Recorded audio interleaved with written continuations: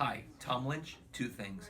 Today I'm very happy to be joined by Jim Heffernan. Jim is the Chief Financial Officer of the Mass General Physicians Organization. And Jim, you actually have probably been at the MGPO longer than anybody else in helping to support the practice of medicine here at the MGH.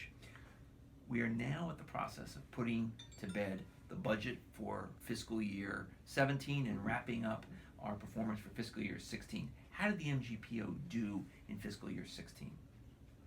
We're going to actually exceed our budget in fiscal year 16. People have done an amazing job adapting for major issues, particularly the implementation of EPIC.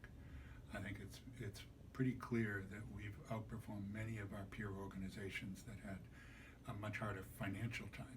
That doesn't mean that it wasn't a difficult effort to deal with in the clinical arena as we went forward. But financially, we're not having the kind of issues that you hear around the country.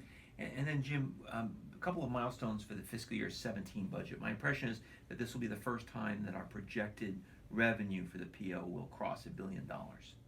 Yeah, it's a pretty significant milestone for a professional organization like the MGPO. And I see you have a great example of how we're spending our money next year.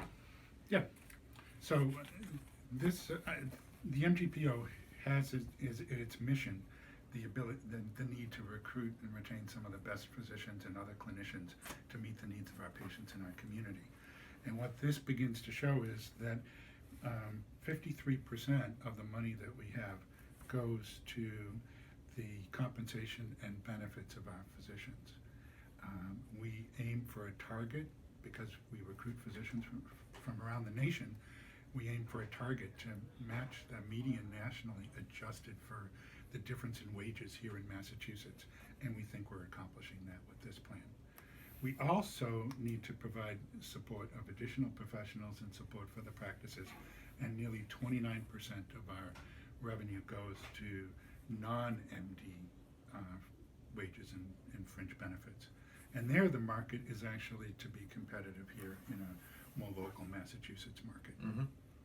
The remainder of our money goes to supplies and pharmacy that's used in the practices, the rent cost and cost of maintaining a practice space.